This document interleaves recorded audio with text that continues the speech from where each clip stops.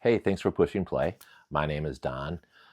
This is a vinyl haul video, and really it's a practice video because I'm making a YouTube series. I'll post it later this summer, and it's going to be all about music, music fandom, and collecting records.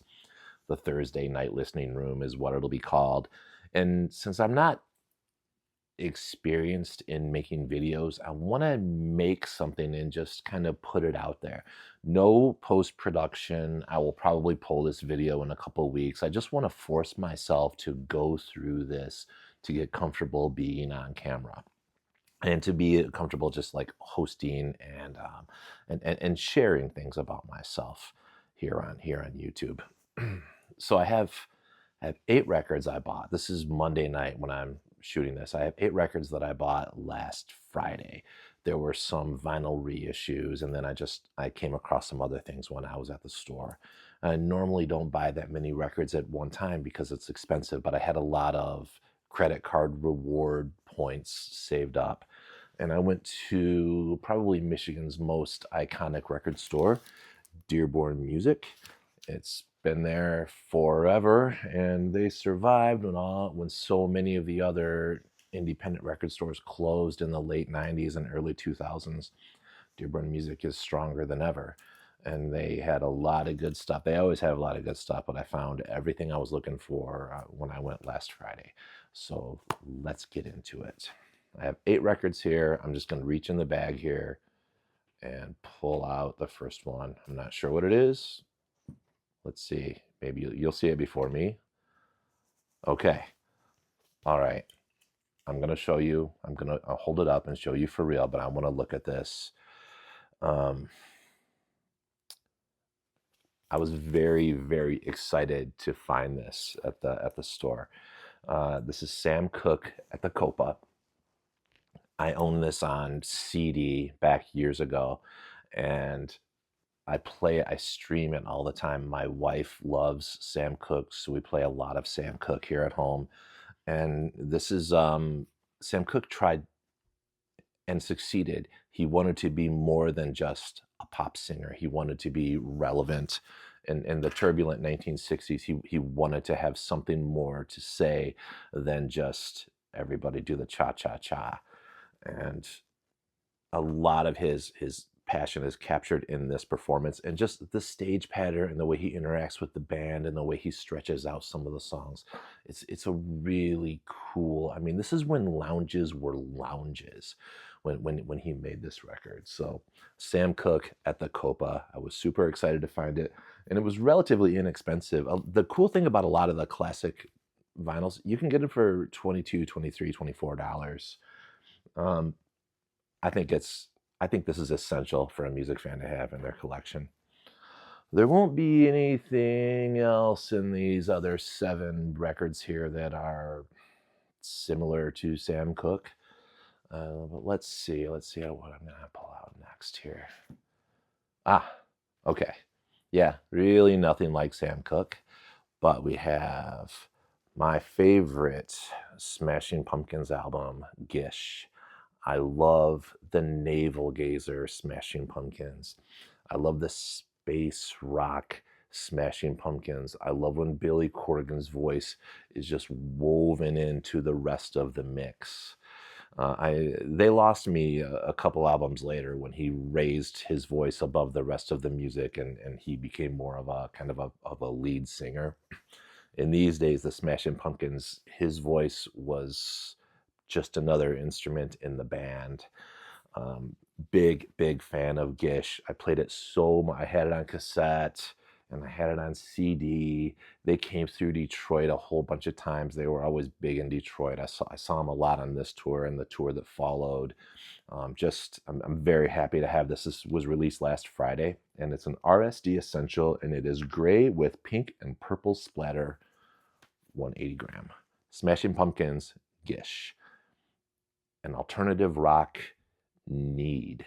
This is an essential if you're an alt rock fan. Okay, moving on. Let's see. I have 6 more to go. I'll reach here in the middle, and what do I have? Oh, okay. So another like dreamy, atmospheric alt-rock band. This is Always.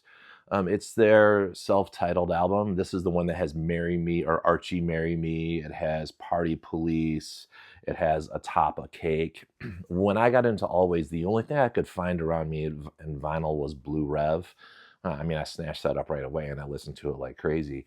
But this one, I was really happy to find it. It must have been reissued in the past couple of, I don't know recently. I don't know exactly when, but it's the 10th anniversary remastered edition. Oh, getting some glare there. But Always, self-titled, great stuff. Moving on. Trying not to look, but the bag fell over. Here's our next. Okay, you saw a little glimpse there.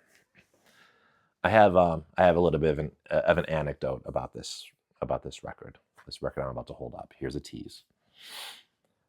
I grew up in like the suburbia of suburbia in the 80s.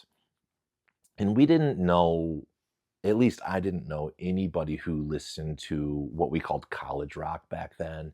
I didn't know anybody who listened to punk. We were very, very mainstream. And when I used to, one day I skipped school. I was in high school. My friend Gordy and I, we went to McDonald's and we had breakfast. And then we went to Harmony House, rest in peace, Harmony House in Southgate, Michigan. And we would flip through records, and we flipped through records all day. And that's what we did on the days that we skipped school. And I didn't buy anything on this trip because, well, first of all, I was in high school. I didn't have any money to buy records. And secondly, how would I explain to my parents that I came home from school with a bunch of records? But we were flipping through records and we come across this one, and I didn't know anything about it. I'd never heard of the band. I didn't know anything. But you know when you're with someone and you both see the same thing at the same time and you think the same thought at the same time. It's either something scary or something hilarious. In this case, it's something hilarious. And you don't even say a word to each other, you just both react. So we see this record, the name of the band, the image, and then just what it's called, how on the nose the title is. And we had a great time laughing about this record. I've never owned it. I mean, I know it. I know the songs. It's in the ether. If you're a music fan, everyone knows the Dead Milkmen, Big Lizard. I'm really happy to find this. I know it gets reissued all the time. I'm not even sure if this was a recent reissue because it gets reissued a lot, but it's the RSD Essential Bitchin' Camaro Red Vinyl Edition. I'm very happy to have this in my collection because I have that shared memory with my old friend, and it's actually a little more profound. They're saying more in these songs than it's not just all silly. It's not all fun and games here with the Dead Milkmen. There's something going on here. Good pick. I'm happy I have it. Moving on. Let's see. I have 4 more to go. We've been through 4. Thanks for staying with me so far. I have to just move the bag over here. It keeps falling over, but I'm still not going to look. Okay. This was a reissue from last Friday. It's the second solo album from an artist who I think colored 90s rock and roll, the 90s alt rock scene indirectly in a way that he just wasn't given credit. The second album is better than the first album, but they're both amazing. They're both brilliant Rick Rubin productions. Rick Rubin knew exactly what to do with Glenn Danzig. He just got it. I'm covering up Glenn's eye there. He just got it. And Danzig and Rubin working together did made just really cool music. And again, like I just bored you with the Dead Milkmen thing. I didn't know anyone growing up who was into the Misfits or the Samhain band, but I was familiar with the Misfits because of that Metallica Garage Days thing that everybody had, like the 5.99 EP, whatever it was called. And when Danzig's first solo album came out, I grabbed it right away. And I'm not going to say right now why I think he's a very significant person in the rock scene in the 90s, because, I mean, spoiler, this was reissued and another Danzig album was also reissued on Friday. We might get to that. But here we go. And this is RSD. It's translucent ruby vinyl. Um, Pretty cool. The better of the two, the first two Danzig solo albums. And I mean, this one has Long Way Back from Hell. It has Snakes of Christ. It has Her Black Wing, Under Her Black Wings, and it has I'm the One. Great stuff, Danzig. Okay, I have 3 more to go. Blindly pulling one out here. The handles on this bag are problematic.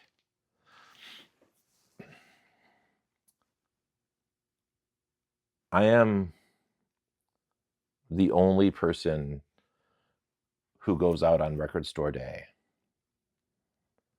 and does not own a Thin Lizzy record. I don't know why. I'm just late to the party with the Thin Lizzy thing.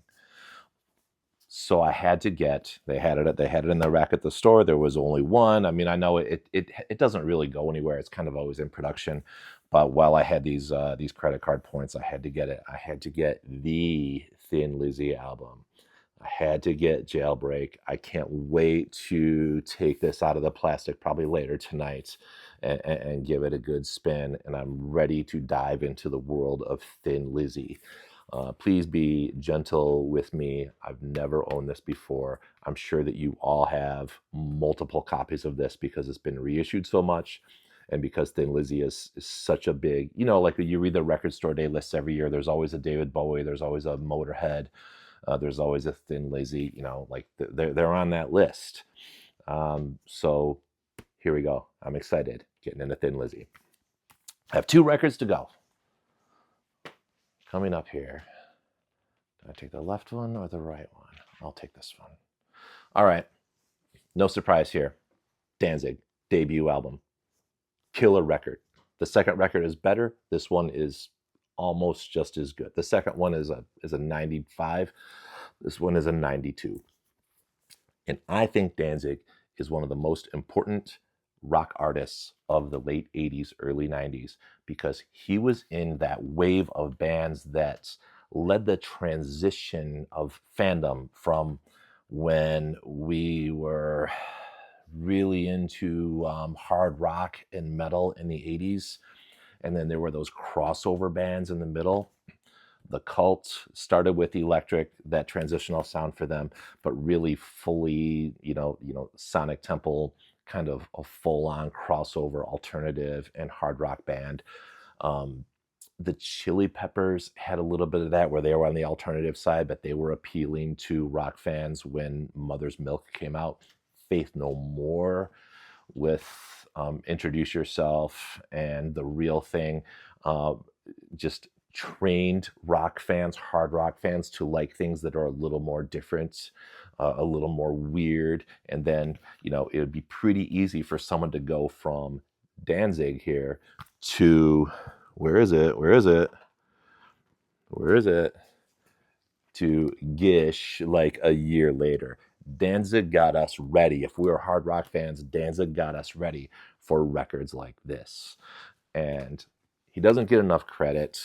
It's also just a cool record. This was part of the reissues on Friday. I almost bought this about 2 months ago at a record show down the street from me. And it's an RSD Essential opaque white vinyl. Pick this up while you can. And the last one I have, I actually forgot what it is. Let's see what I have in the bag here. Oh, newish band. I mean, not brand new, but on the new side. The song Literary Mind was all over alternative rock radio through the winter. And this is Sprints. If you like your alt rock, if you like noisy, just bashing out, wailing, just good rock and roll, here we have Sprints. It says here, this is limited edition red colored vinyl. Let's see how it's color with a U. That's because they're fancy. And it says, oh, garage punk from Dublin, Ireland. So if you like your garage punk on the Irish side, it doesn't sound Irish. Don't worry. It's not like the Dropkick Murphys or something like that. It's just really, really good. It rocks. Reminds me of the Breeders at their peak. So there we go. 8 records. Gonna be up late tonight watching these records, and I just dropped my remote, so I'm gonna do the thing where I reach over and touch the button myself to turn off the video. It's weird to ask you to subscribe on a practice video where I've done no post-production, but the Thursday night listening room will be a nicely produced, like, real show with a genuine effort. Look for it this August, so please subscribe, and so you can be notified when that first episode comes out. That's my summer project, and it's going to carry me through, and I'm going to do it for as long as I can, and it's going to be a long time. Thanks for watching, and good night.